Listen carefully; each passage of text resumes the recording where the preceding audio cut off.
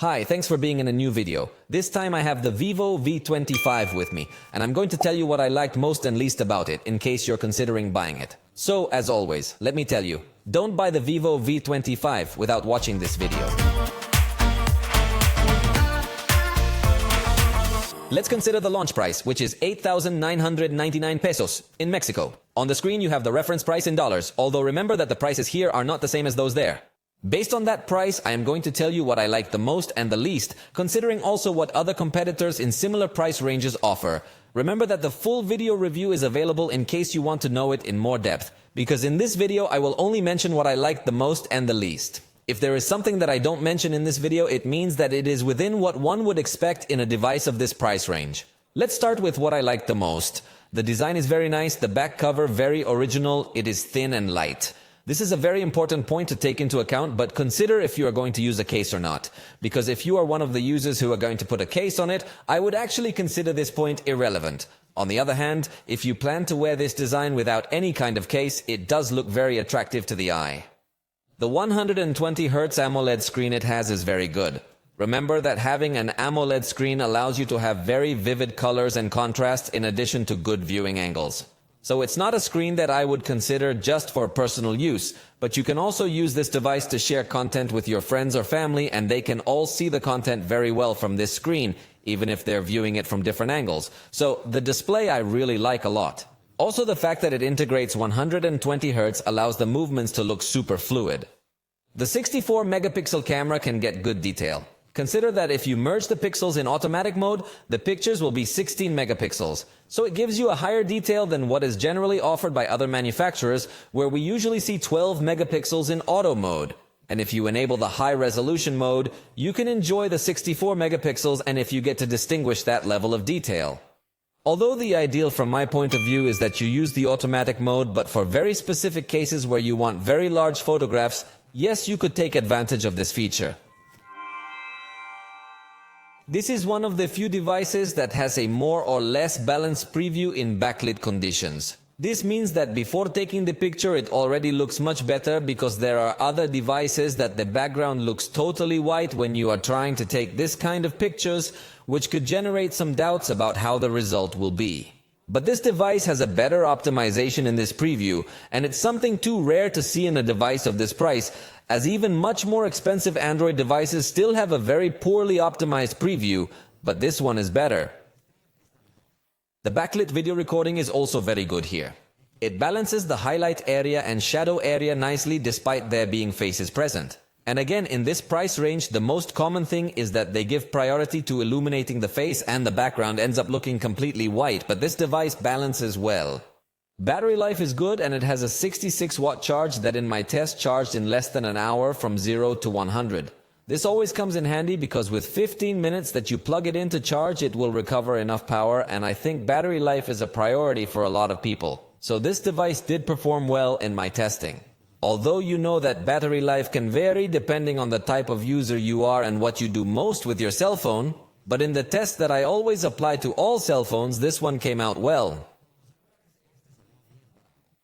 It also has a data lock mode that, as I always tell you, allows you to select whether applications can access the internet with your mobile data or only with Wi-Fi, and thus you avoid bad surprises in your data plan consumption. It has 256 gigabytes of storage, and you can expand it up to a terabyte with micro SD cards. I think this is excellent news because that allows your cell phone not to fill up so fast. In fact, this capacity is usually only seen in the high end, but more and more manufacturers are starting to use it from the mid-range, so this device is very good in storage. But let's go with what I didn't like. The screen does not have Gorilla Glass, although it is true that Vivo usually has a good construction in their phones, but we are not sure how resistant the glass could be. It only has one speaker on the bottom, so it's not going to offer stereo sound. What would stereo sound be good for? Basically to enjoy your music on the right side and on the left side, or even movies. Without a doubt, everything is better played in stereo sound because it gives you an immersive experience. But where you might notice it the most will be in games, because in case someone comes from the left side, everything will be heard on this side and the experience is definitely not so positive.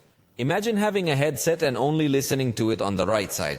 Obviously, this is an exaggerated example, but to more or less understand why I consider that having only one speaker is a bad point.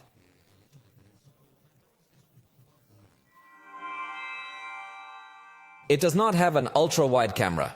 Even though it looks like it has a lot of cameras, you're not really going to get that much out of it. So in this price range, it would definitely be much appreciated to have a camera with a wider angle for those moments where you can't take any more steps back and you want to take a picture, but it doesn't come out right. When zooming in, it doesn't seem to take advantage of the 64 megapixels. This is a software optimization issue, so it could be corrected with an update, but I don't know if it will happen. So the best thing to do is to take pictures with 64 megapixels and then crop it to have better detail, because if you apply zoom directly at the time of taking the picture, the result is not really that good. Although it does support floating windows, not all applications are compatible. This again could be corrected with software updates, but at least today you cannot open so many applications in this format to do several things at the same time on your phone. It does not have battery care options through software. There are other devices that integrate smart charging or charge lock or similar things to try to protect battery life. So in this case, you as a user will have to be careful not to leave it plugged in all night or unplug it when it's already charged to 100. Even if you want to be more careful, disconnect it when it has reached 80 or 90%, and for the love of God, don't let it discharge to 0%.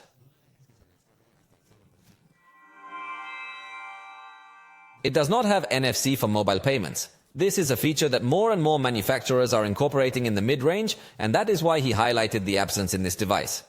This would allow you to add your credit or debit cards from compatible banks, so that by simply using Google Wallet you can bring your phone closer and make the payment, giving you a much more modern experience. But it's not here. Vivo's ecosystem is too short. There are other manufacturers that are going to offer you a much more complete experience, in that you can buy a watch, a headset, a tablet, and more experiences from the same brand, and everything interacts well with each other. However, Vivo is currently not one of those manufacturers.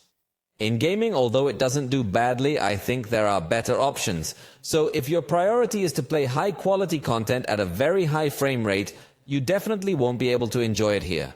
Instead, I would recommend you look for some other devices that are more focused on that experience. Of course, if you're one of those users that plays much simpler content, some casual games, those will run without any problem. But if you already bought it, let me know your experience in the comments. Tell me what you thought of the camera, if you dropped it a few times, if it broke or not. Tell us absolutely everything, because in case there are more users interested in buying this device, they will probably be reading your comments, so participate in the section below. For the moment, we have reached the end of this video. I hope you liked it. If you did, you know you can let us know. See you next time.